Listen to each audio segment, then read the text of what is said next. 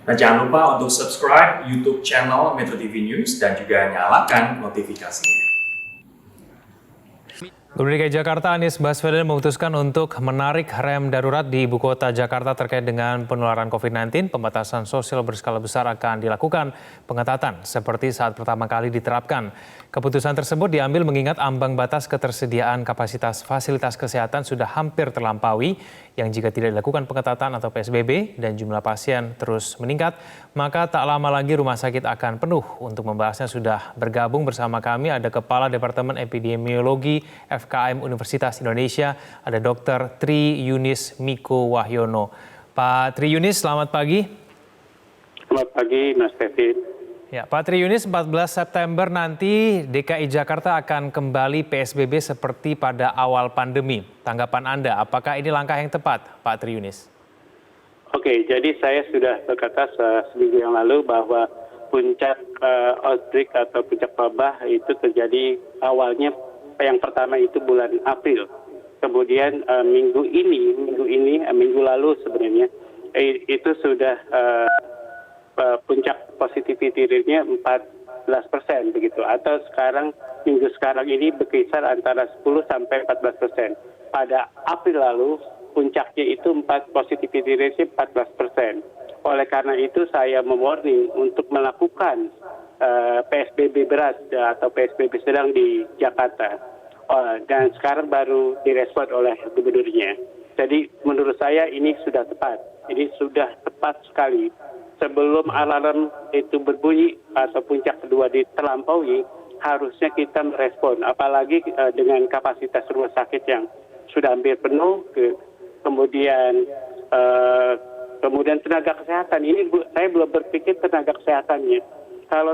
Jadi mulai sekarang harusnya Jakarta, Bogor, Bekasi mulai menghitung fasilitas kesehatannya, kemudian menambah tenaga kesehatannya, kemudian kalau tidak ada dianjurkan untuk ID, menghimbau tenaga kesehatan yang baru untuk menjadi tenaga sukarelawan. IB bidannya juga menghimbau anggota barunya untuk menjadi sukarelawan. Juga ikatan perawatnya juga menghimbau untuk menjadi sukarelawan. Mulai sekarang kita harus mendata sukarelawan tenaga kesehatan. Baik, Pak Tri Yunis, dengan ketersediaan fasilitas kesehatan yang sudah mencapai 77%, apakah ini langkah yang sedikit terlambat sebetulnya? Iya, nggak terlambat sih. Kalau belum puncaknya terlampaui, maka kemudian ini akan tidak dini sekali ya. Artinya minggu lalu harusnya diambil, tapi ini tidak terlambat karena puncak positivity rate-nya 14%. Tapi itu sudah cukup baik. Tapi persiapan untuk menuju ke pelayanan yang penuh sehingga tidak menimbulkan kepanikan dari masyarakat harusnya disiapkan tenaga kesehatannya. Jadi juga harus disiapkan fasilitas kesehatannya. Jadi kalau terjadi meskipun di PSBB tapi terjadi peningkatan pasien, bisa saja begitu. Nah, itu harus diantisipasi. Baik, Pak Tri Yunis, apa yang menurut Anda menyebabkan positivity rate kita, khususnya DKI Jakarta ya, mengalami lonjakan? Ya, yang pertama kepatuhan warga negara Jakarta begitu. Jadi kepatuhannya udah bosan selama 6 bulan di PSBB nggak jelas, kemudian dia abai terhadap semua protokol kesehatan. Itu yang pertama. Yang kedua juga kemudian organisasi gugus tugas diciptakan menjadi satgas. Jadi kegiatan program penanggulangan COVID-19 itu menurun. Sehingga antara program yang menurun dan masyarakat yang abai berkontribusi besar terhadap peningkatan COVID-19. Baik, apakah kemudian turunan dari kebijakan PSBB yang antara lain menyebutkan bahwa perkantoran akan kembali ditutup, ini juga sudah cukup sesuai, Pak Tri Yunis, untuk betul-betul menurunkan positivity rate kita? Jadi kluster-kluster yang terjadi, mau itu di kantoran itu sudah terjadi, kemudian mau di industri sudah terjadi, di rumah tangga banyak lagi. Ini menunjukkan bahwa penularan terus berlangsung. pada waktu dilakukan PSBB transisi di Jakarta. Jadi sekaranglah mulai saatnya untuk mengetatkan kembali PSBB agar kluster-kluster perkantoran tidak terjadi lagi atau berkurang, kemudian kluster-kluster industri agar berkurang, apalagi kluster-kluster rumah tangga. Ini isolasi mandiri belum diperbaiki dengan baik. Jadi saya khawatir kluster-kluster rumah tangga akan semakin banyak. Apalagi kalau di work from home, kemudian kluster-kluster rumah tangga mungkin akan bertambah banyak, dan ini yang saya takutkan kemudian akan menambah kepenuhan fasilitas kesehatan, dan juga tenaga kesehatan diperlukan sekali, Mas. Baik, Pak Triunis, ada 11 bidang usaha vital yang boleh tetap berjalan dengan kapasitas minimal. Apakah cukup, Pak, untuk betul-betul memastikan bahwa ini bisa mencegah positivity rate kita? Ya, kalau menolkannya itu nggak bisa. Menolkan kasus itu tidak bisa. Jadi kalau mengurangi transmisi itu mungkin. Karena dengan mengurangi kerja atau kerumunan itu akan mengurangi kontak rate. Begitu mengurangi kontak rate akan mengurangi transmisi. Begitu Mas Kevin. Baik. Menurut Anda durasi waktu yang cukup sebetulnya untuk menarik rem darurat ini berapa lama, Pak Triunis?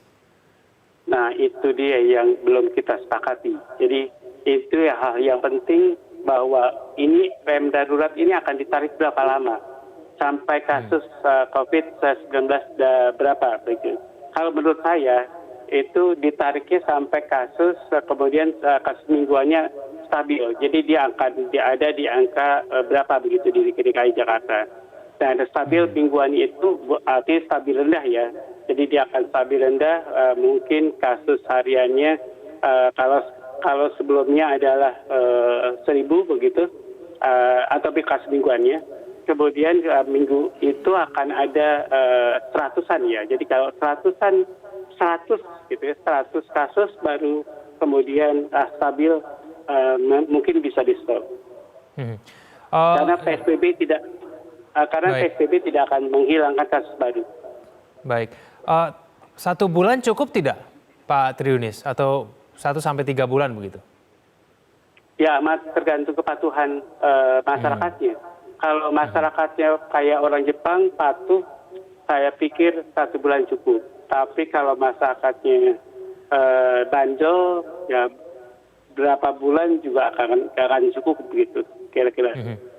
Kalau Anda melihat mengenai karakteristik dari masyarakat beberapa waktu ini, sudah patuh apa belum, Pak Triunis?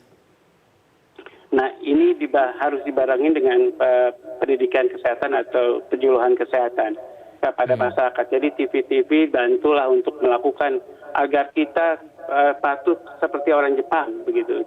Disuruh pemerintah apapun dia akan patuh. Kalau suruh tidak keluar rumah, tidak keluar rumah. Kalau suruh tidak melakukan aktivitas, ya tidak melakukan aktivitas di luar rumah.